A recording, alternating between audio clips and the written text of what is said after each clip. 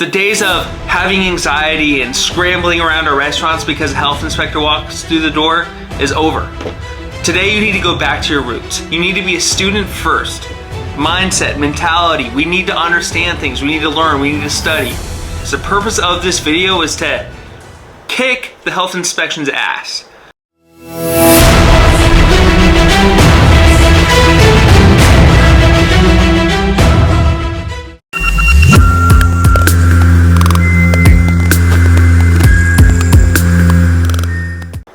So everybody wants to have a good health inspection, but the truth is nobody wants to put in the hard work to get one.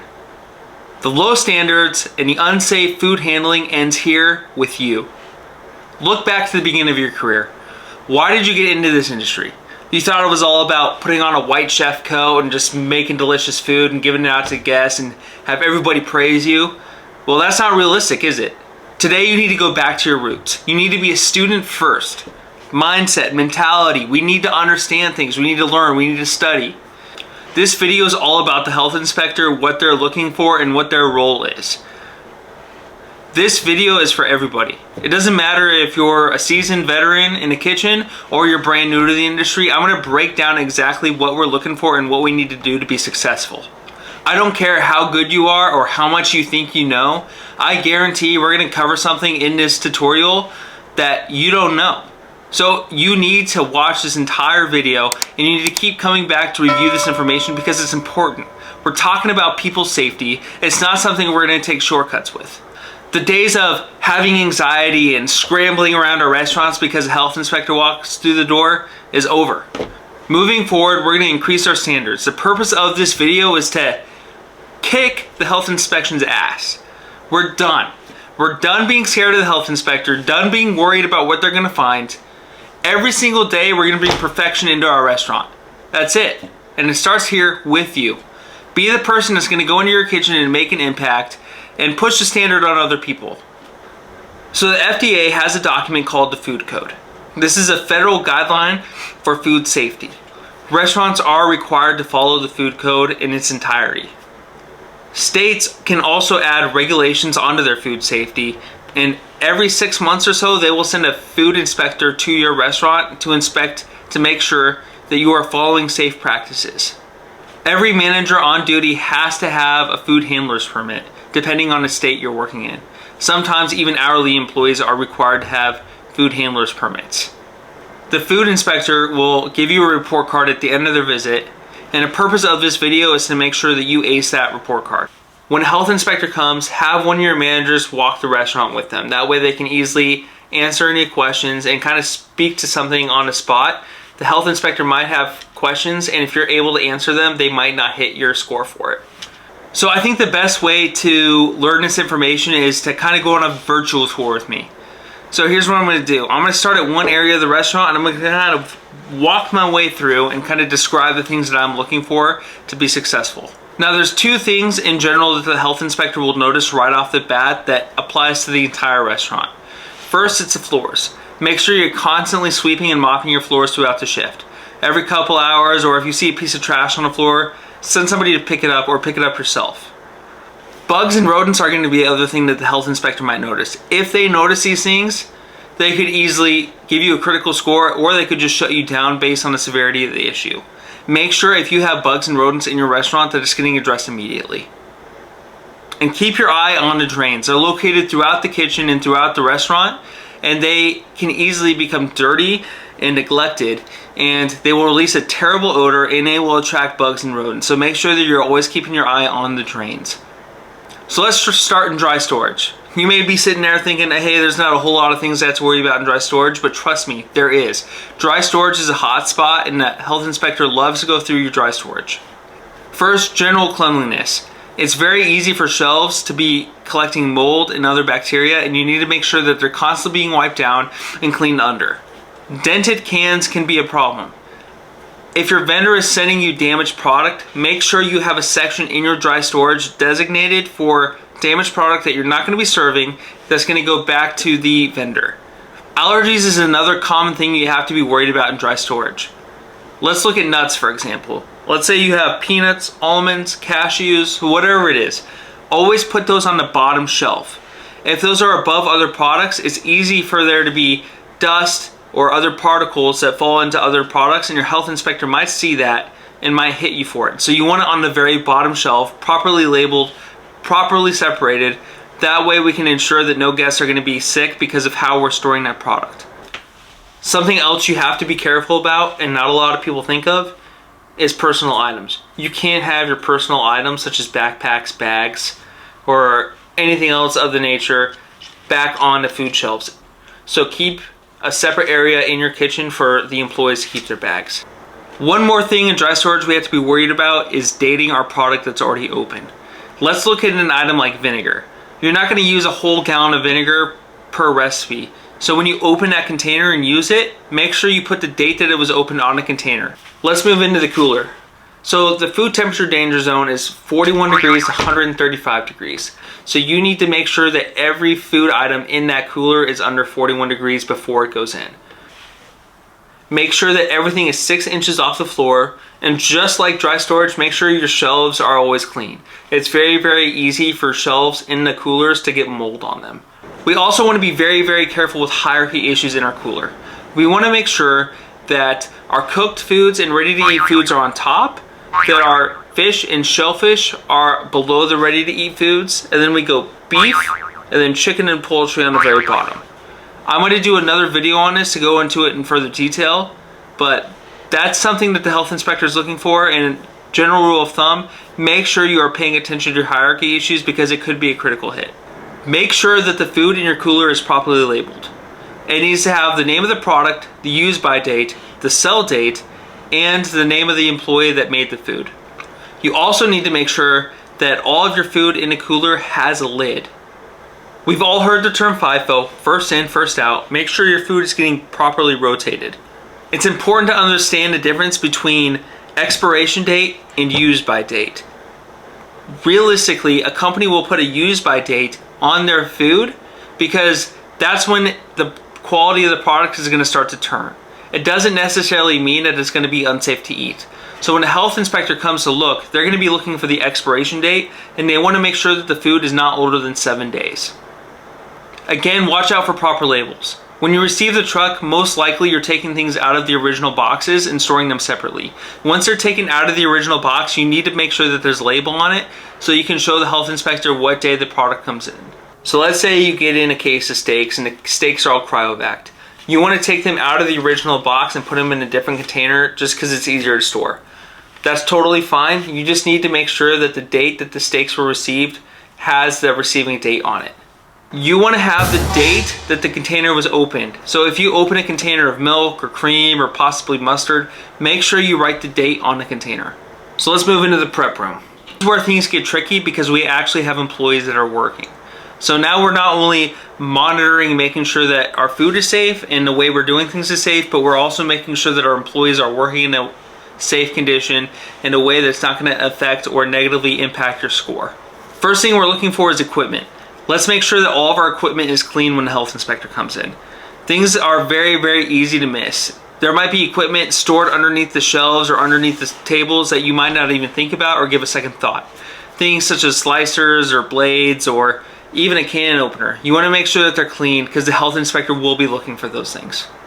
Be cautious of your cutting boards. If your cutting boards are too damaged or too scratched up, they can easily collect bacteria, so your health inspector will hit you on that. In addition to the condition of the cutting boards, you want to make sure that the prep cooks are using the correct colored cutting boards if you have a color system. What I mean by this is some cutting boards are blue and those would be for fish and shellfish. Some cutting boards are yellow, those would be for chicken. Red cutting boards are for red meats. White cutting boards are going to be for bread. Green cutting boards are going to be for vegetables. Make sure that you're limiting the amount of cross-contamination you have in your kitchen by using the correct cutting board. If you have a system like this in place, the health department will be looking to make sure you're using the right board. Now that we're starting to deal with people, we also want to monitor how they're dressed and what their uniform looks like. Having their hair pulled back and having a hairnet is always part of the business. Make sure that they have gloves and they do not have jewelry. Jewelry easily collects bacteria because it never gets cleaned and it can easily drop or fall into someone's food. And the last thing you want is a complaint because someone found jewelry in their pasta. Make sure you have sanitizer buckets at every station. Everybody needs to have easy access to sanitizer water.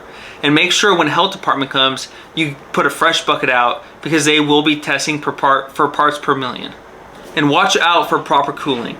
Cooling procedures is something that is often missed or not done correctly because of lack of education out in the field. I'm going to be doing another video on proper cooling techniques just because it's such a complicated issue. But make sure that you're doing your best to record proper cooling and to make sure that foods are being cooled in the proper manner. We also need to be mindful of food that is on a cooling rack. If it's on a cooling rack at room temperature, cooling down, that's completely fine because we have 6 hours to get it down to temperature.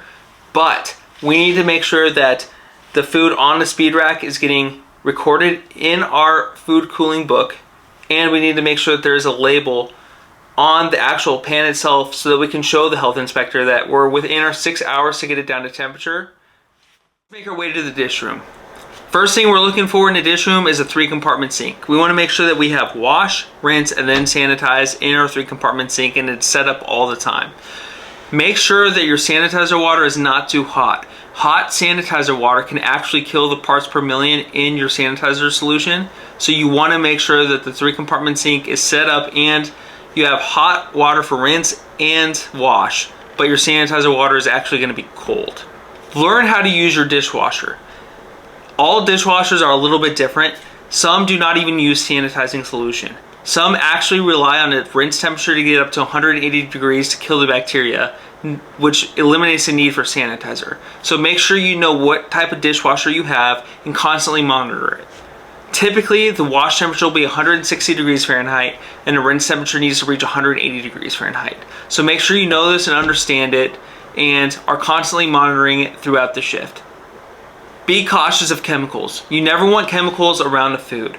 Make sure that your chemicals are either stored in a separate room or on a separate shelf away from the food.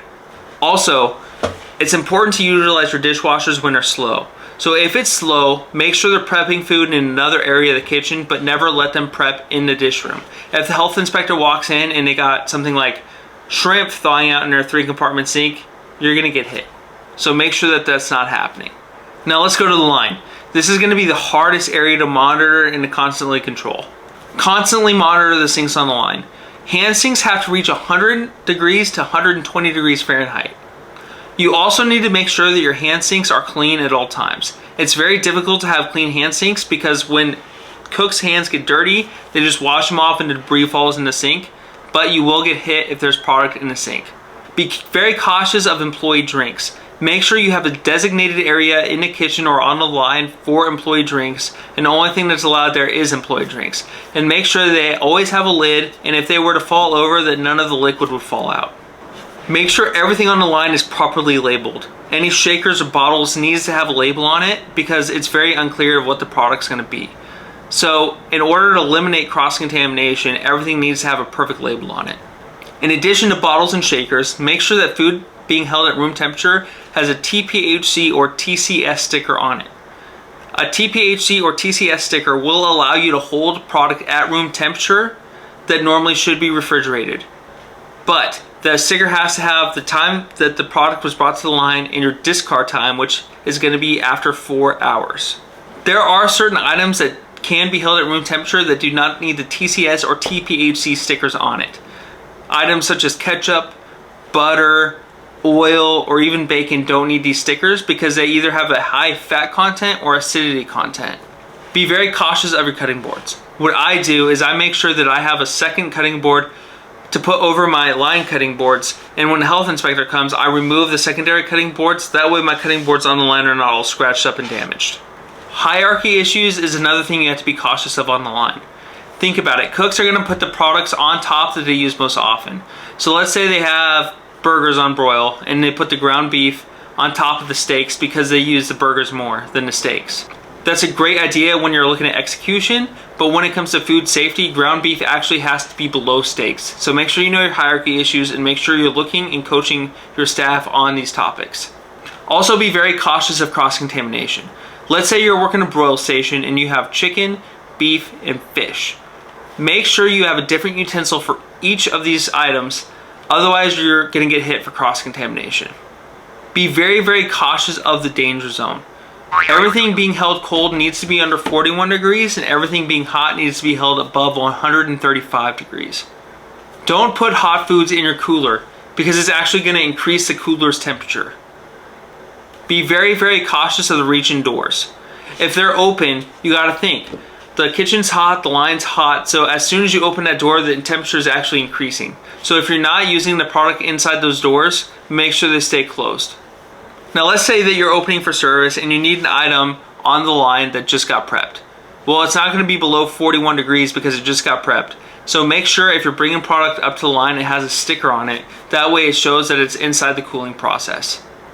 And make sure you're always keeping in mind the cleanliness of your line. Make sure that there's no ice buildup on the top rail, and make sure that you often are pulling out the drawers and cleaning on the inside of the units. This is very, very important, and I promise you the health inspector will be looking for these things. Now, like I said before, a lot of these topics we're going to hit again in more detail in different videos. This is just a general overview. This is a good refresher if you're a veteran in the kitchen, or it's a great tool if you're brand new to the industry. Now, most people think it doesn't really matter. It doesn't matter if I have a good score or not, but you know what? It does matter, because that's the business that we're in. Everything matters. Everything's going to be personal for us. The reason that this is so important is because it is now public knowledge. Websites such as Yelp and OpenTable are publicly posting your score, and you know what happens if you start losing business? You start losing revenue, and we start losing employees because we can't afford them. We can't afford to give them hours, so they start going somewhere else. You want to work in a well-published establishment, and if your establishment is not well-polished, you need to button up.